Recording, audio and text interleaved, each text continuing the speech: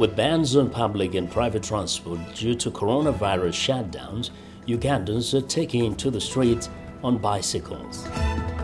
A ban on almajiri education, an age-old education system in northern Nigeria, comes under scrutiny with COVID-19 restrictions on movement. What will become of the students? Can art save lives? On sound waves and on buildings, safety messages appear across Kenya as artists spread life-saving information about COVID-19.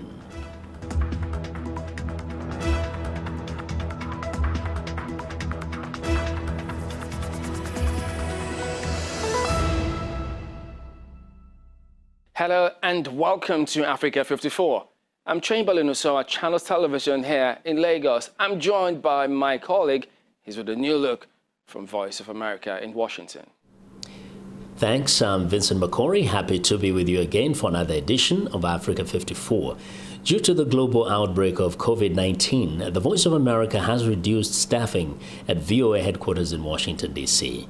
So, as you see, our broadcast will look a little different today and in the near future. We appreciate you staying with us on Africa 54. Let's start off with the latest from Nigeria.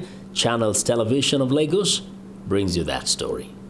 The COVID-19 pandemic and restrictions on movement has brought the age-long almajiri system of education practiced in northern Nigeria into focus, leading to a recent decision by the northern governors to ban the practice. While many state governments are choosing to repatriate the almajiri pupil to their state of origin, some are exploring the option of integrating them into formal education.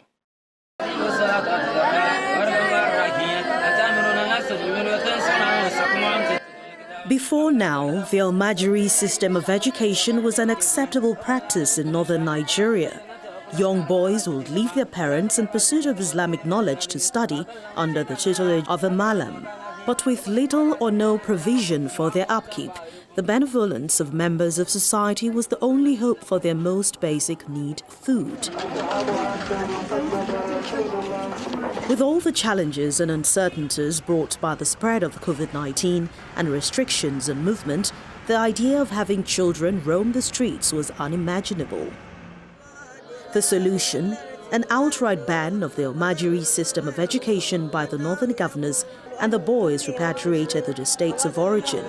The decision is accepted by the federal government.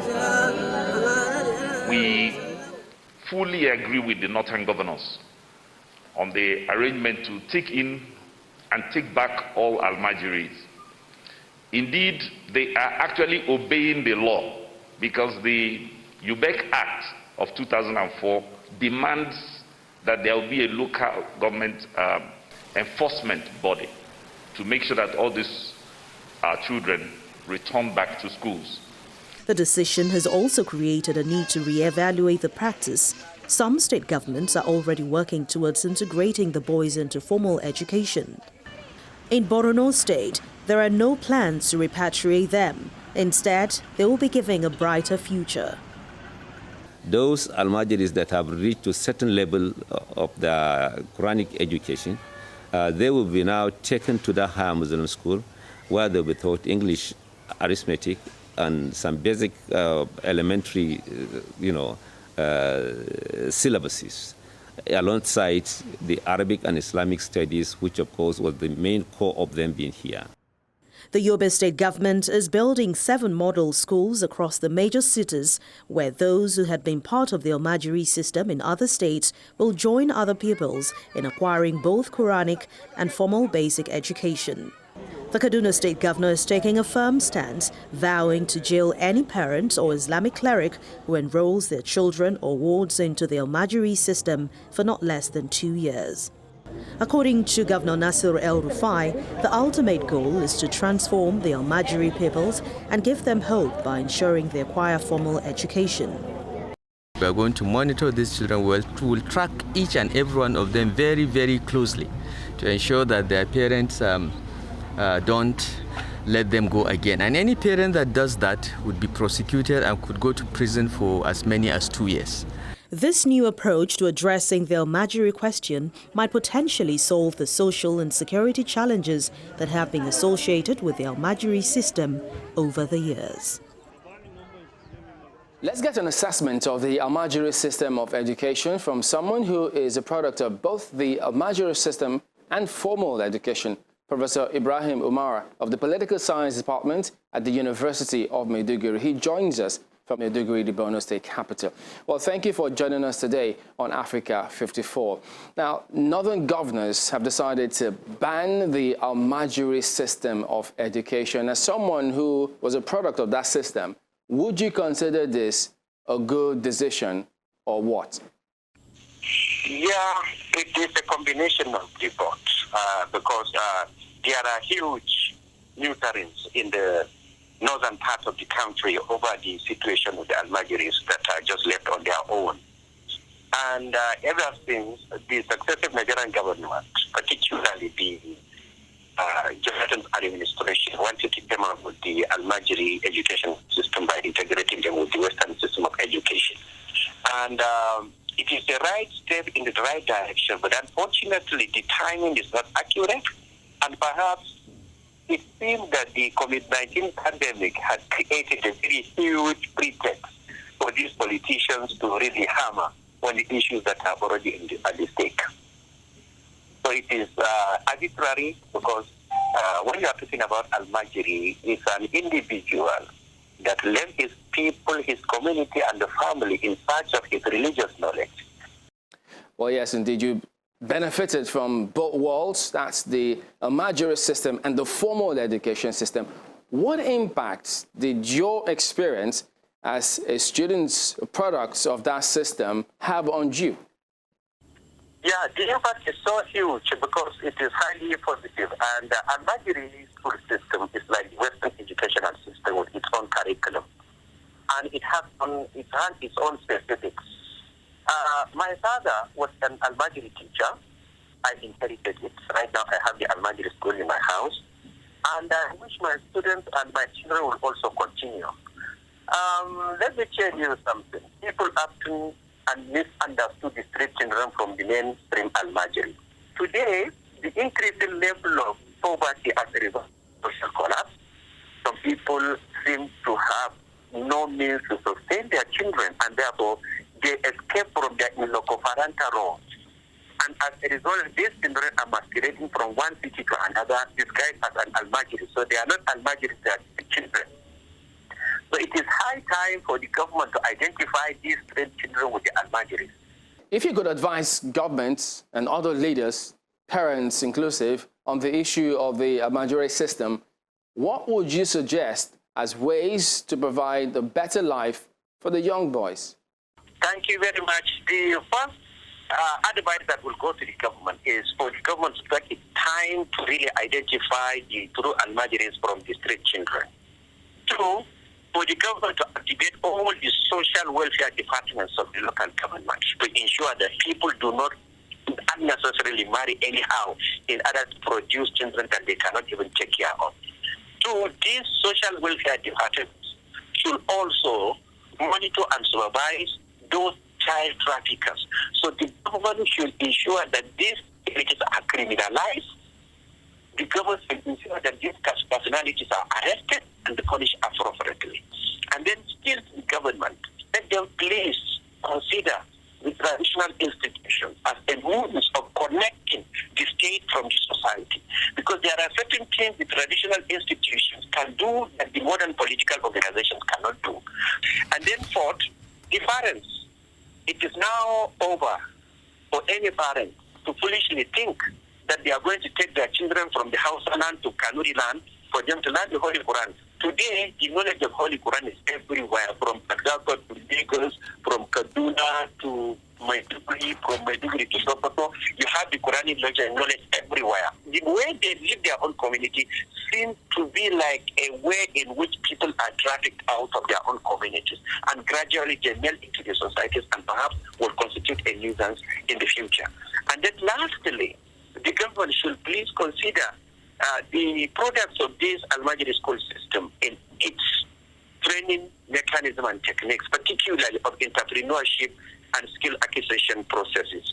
Because for anybody who wanted to intervene in order to empower these young people, it is only the demand was, are you through with your secondary school education diploma, NC or BSc, instead of them to really consider the almajiris as part of the society. So the more you relegate them, the more they become relevant, the more they tend to create some sorts of what I call animosity or discontentment toward the state. Professor Ibrahim Amara from the Political Science Department, University of Maiduguri. Thank you for joining us today on Africa 54.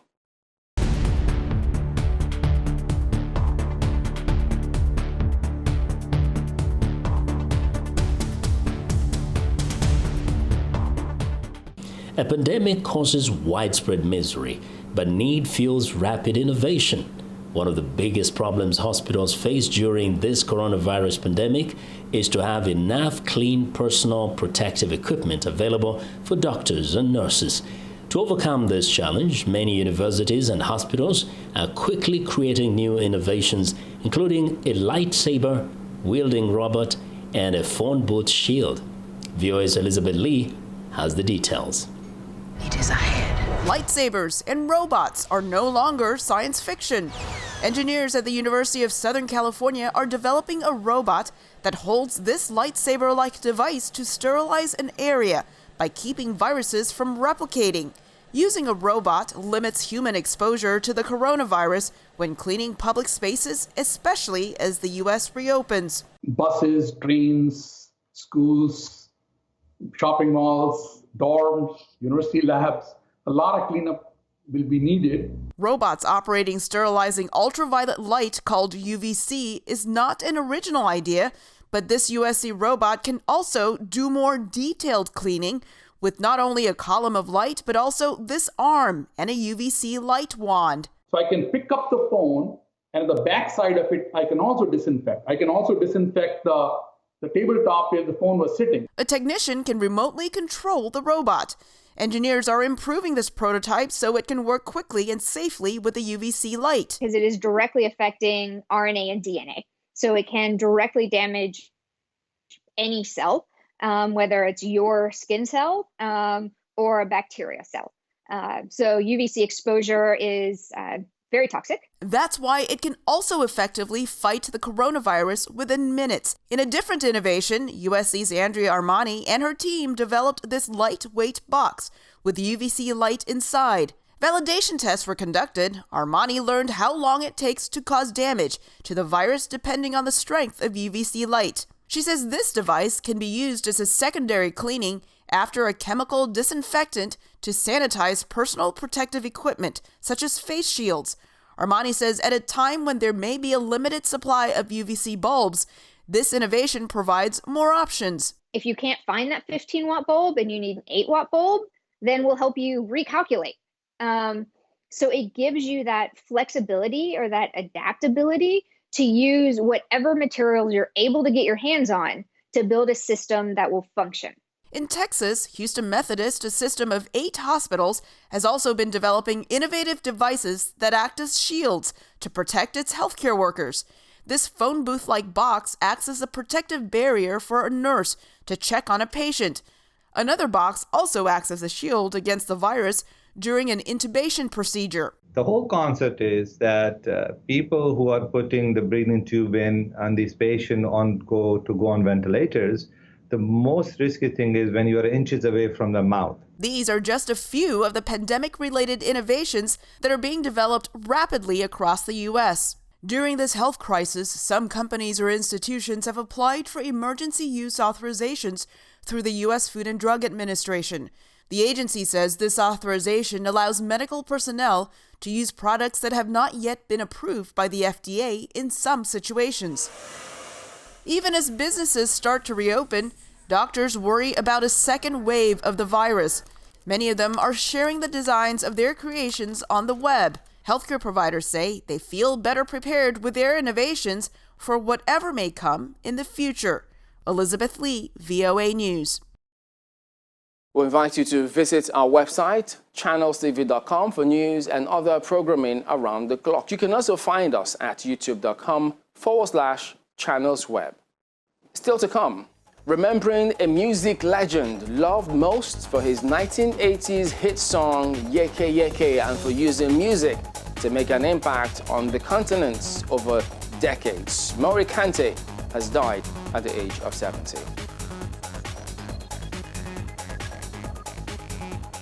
Welcome back to Africa 54. I'm Vincent Mory in Washington. Uganda banned the use of public and private transport in late March to curb the spread of COVID-19. With a ban on cars, the country has seen a boom in demand for bicycles. Halima Thumani reports from Kampala.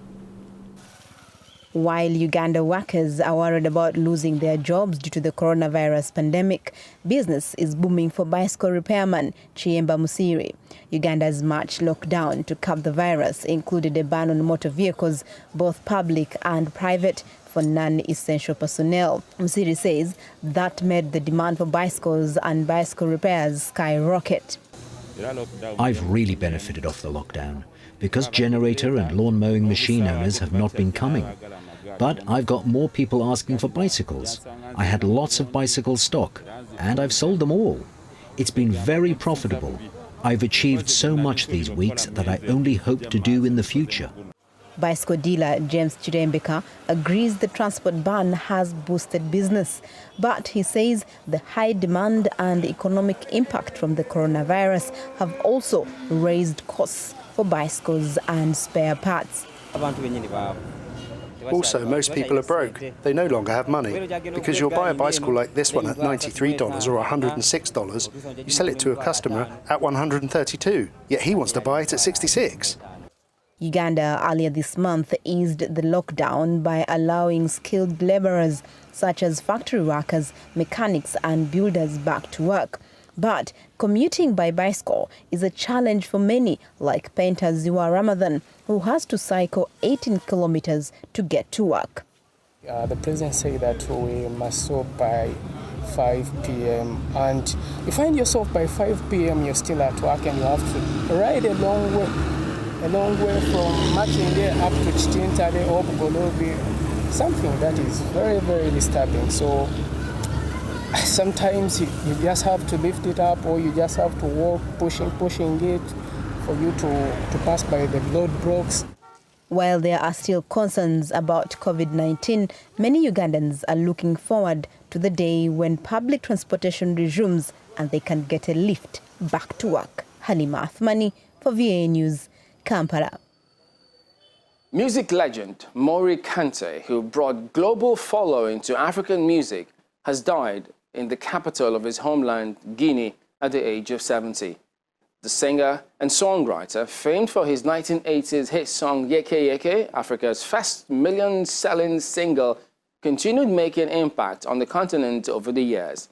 This includes a recent collaboration with other African music stars in 2014 to create the song Africa Stop Ebola in the face of the epidemic that killed more than 11,300 people.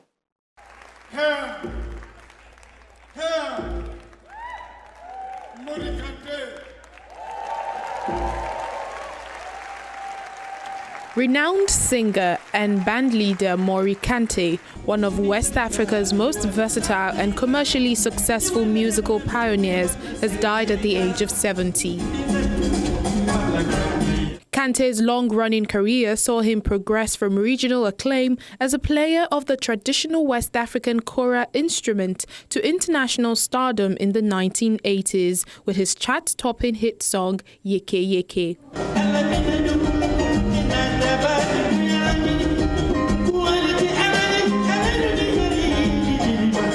According to his manager, the Guinean icon died of an unknown cause. Kanté was planning several concerts that were pushed back to 2021 due to the COVID-19 outbreak. Born in 1950, Kanté toured the world as a leading light of African music before returning to his native Guinea in the 2000s, where he championed causes to help refugees and save threatened forests.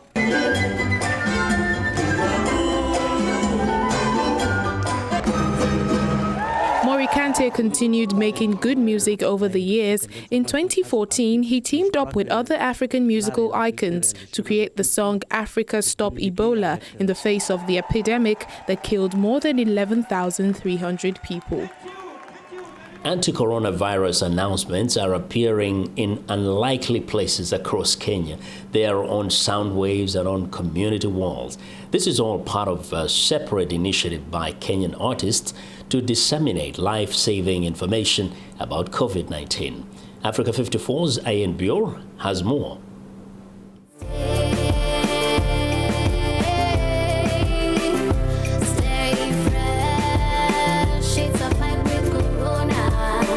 The music is catchy. You might even say it's infectious. But the artists behind this song say it was written to fight a deadly virus that is far more contagious. We really wanted to make sure that people get to understand the message about coronavirus. And also what we were trying mostly was to localize the message, because by that time most of the messages that were coming out were messages from WHO and the international body, because by the time we were planning even to do the song, we had not yet reported the first case in Kenya. So we wanted to talk about the message earlier, so that people will start getting prepared and know what to do in case we start getting cases in Kenya. Mory and the musicians in this music video are part of a fraternity of artists who are using their talent to spread anti-coronavirus messages. And the radio is not the only vessel to send these public service announcements. Just northeast of the capital, in Nairobi's Mathare, a large informal settlement with a population of 500,000, residents can look to the walls, where graffiti artists are doing their part to help stop the spread of the coronavirus. The idea of graffiti was basically to give people that message right at their doorstep, right at their setting, so that they know how to protect themselves, what is expected of them, and how they can make proactive choices that are going to make sure that COVID-19 does not spread. This is one of 7 murals painted as part of a light art club initiative to increase awareness on COVID-19. Hopefully, the message will get home, and it will the people will be in a better place, to protect themselves and also to protect their loved ones.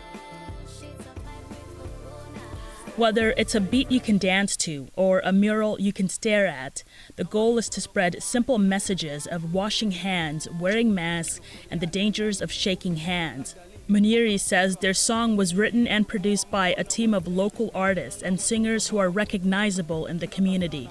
He says this strategy could help his community understand that COVID-19 is not a foreign issue and should be taken more seriously.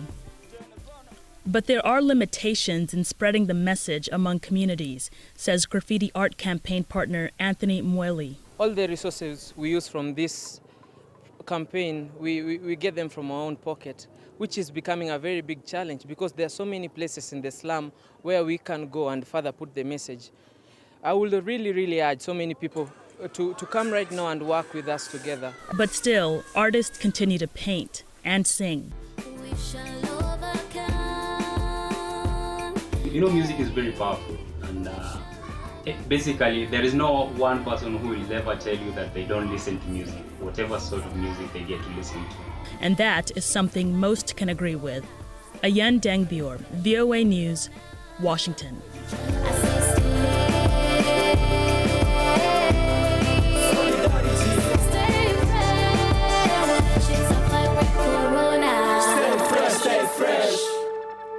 And that's our show for today. You can find all the continent's top news and world news online at voaafrica.com. Check it out. I'm Vincent Mory in Washington. Channels Television has our last word from Lagos. Many thanks, Vincent. We look forward to bringing you another show next week. Don't forget, channelstv.com. That's the source for news and other programming. I'm Chamberlain Uso. Thank you for watching. Goodbye.